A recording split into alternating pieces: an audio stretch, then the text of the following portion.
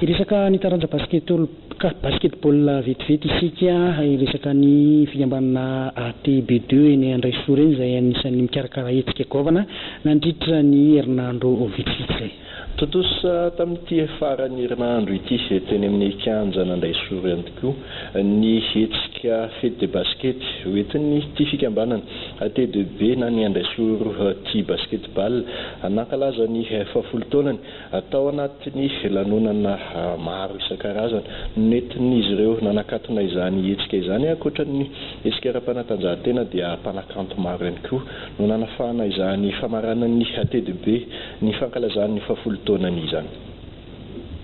Fombiazana tanteraka no azon'ny fikambanana AT2B na ny Andraisoa tia basket atao famaranana ny hetsika fety de basket nentina nankalaza ny 70 taonany. Ankoatr'ireo lalao famaranana ao ansokajy fitony faninanana i 12 zazalahy, i 18 zazalahy, senior lasy-vavy ary vétéran lasy-vavy dia nanomeseho ara-javakanto ny avaka ho an'ny mponina teny amin'ny manodidina Andraisoa sy ny mpankafy basketball ihany koa ny fikambanana AT2B.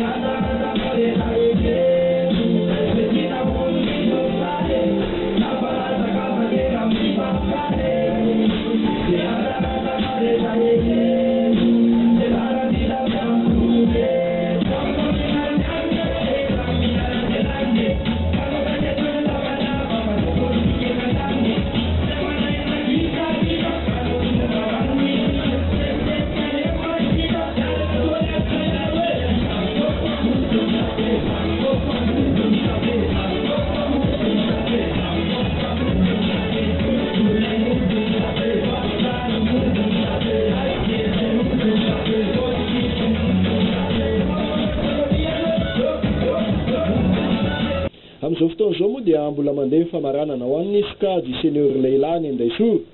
Omenantsika amin'ny fotoana manaraka ihany moa ny vokatra feno tamin'ity handeha manokany fety de basket ity.